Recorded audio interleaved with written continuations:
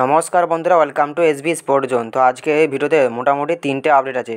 তো 3টে আপডেটে মোটামুটি খুবই গুরুত্বপূর্ণ আপডেট। তো এই 3টে গুরুত্বপূর্ণ আপডেট আজকে তোমাদেরকে এই ভিডিওতে জানাবো। তো চলো বেশি দেরি না করে ভিডিওটা শুরু করা যাক। প্রথম যে আপডেটটা বেরিয়ে আসে সেটা হলো যে এই মরসুমের প্রথম ডার্বি জয় তুলে নিল ইস্টবেঙ্গল এফসি। তো আজকে সিএফএলের ডার্বি ম্যাচ ছিল ইস্টবেঙ্গলের সঙ্গে মোহনবাগানের। তো ইস্টবেঙ্গল 2টো গোল করে এবং মোহনবাগান 1টা গোল করে। তো ইস্টবেঙ্গল মরসুমের প্রথম ডার্বি জয় তুলে নিল। তো এই ডার্বি ম্যাচটা আমি দেখিনি। তো আমি যদি ম্যাচটা দেখতাম তাহলে কিছুটা ডিটেলসে আলোচনা করতাম যে কোন দল কতটা অ্যাটাক করেছিল, কোন প্লেয়ার কেমন খেলছিল, তাহলে কিছুটা ডিটেলসে আলোচনা করতাম। তো আমি তোমাদেরকে জানিয়ে দিচ্ছি যে কোন দলের হয়ে কোন প্লেয়ার গোল করেছে, আমি তোমাদেরকে এটা জানিয়ে দিচ্ছি। তো ইস্টবেঙ্গল 2টো গোল করে।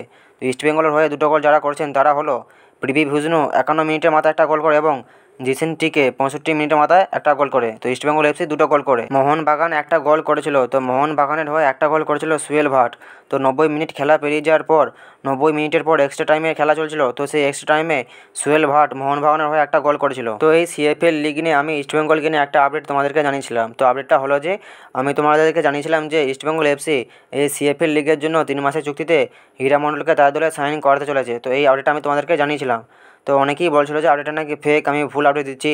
তো তারা আজকে হয়তো দেখেছো যে আজকে সিএফএল লিগে ইস্টবেঙ্গলের হয়ে হীরা মণ্ডল নেমেছিল মাঠে। তো আমি তোমাদেরকে প্রথম জানিয়েছিলাম যে ইস্টবেঙ্গল এফসি 3 মাসের চুক্তিতে হীরা মণ্ডলকে তার দলে সাইন করাতে চলেছে।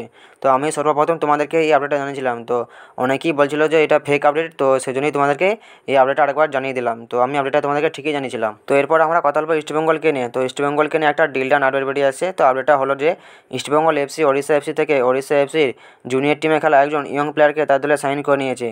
তো ডিলটা ডান হয়ে গেছে। প্লেয়ারটির নাম হলো সিভিএল রিমটুলাঙ্গা। তো এই প্লেয়ারটিকে ইস্টবেঙ্গল এফসি তার দলে সাইন করে নিয়েছে। তো ডিলটা ডান হয়ে গেছে।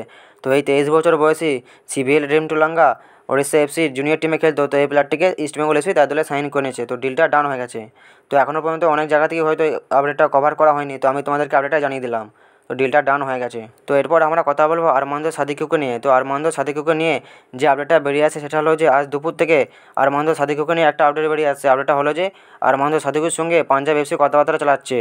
তো যেটা শোনা যাচ্ছে যে পাঞ্জাব এফসির সঙ্গে মোটামুটি অনেকটাই কথাবার্তা এগিয়ে গেছে। তো এরকমই আপডেট বেরিয়ে আসছে দুপুর থেকে। আমি তোমাদেরকে আরমান্দো সাদিকুকে নিয়ে লাস্ট যে আপডেটটা জানিয়েছিলাম সেটা হলো যে আমি তোমাদেরকে জানিয়েছিলাম মোহনবাগান ম্যানেজমেন্ট আরমান্দো সাদিকুকে ডুরান্ড কাপের জন্য রেজিস্টার করাবে এবং আরমান্দো সাদিকু যদি ডুরান্ড কাপে ভালো পারফরমেন্স করে এবং মোহনবাগানের হেড কোচকে যদি ইমপ্রেস করতে পারে তাহলে হয়তো আরমান্দো সাদিকুকে আইএসএলের জন্য রেজিস্টার করানো হবে, নাহলে তাকে ছেড়ে দেওয়া হতে পারে, নাহলে হয়তো অন্য কোনো ক্লাবে লোন ডিলে পাঠিয়ে দিতে পারে। তো এরকম একটা আপডেট আমি তোমাদেরকে লাস্ট জানিয়েছিলাম আরমান্দো সাদিকুকে নিয়ে। তো এরপর ব্যাপার হলো এটাই যে আরমান্দো সাদিকুর সঙ্গে পাঞ্জাব এফসি কথাবার্তা চালাচ্ছে। তো এই আপডেটটা আজকে দুপুর থেকে বেরিয়ে আসছে। তো এটাও শোনা যাচ্ছে যে পাঞ্জাব এফসির সঙ্গে আরমান্দো সাদিকুর কথাবার্তা মোটামুটি অনেকটা এগিয়ে গেছে। এরকমই আপডেট বেরিয়ে আসছে। তো দেখা যাক শেষমেশ কী হয়।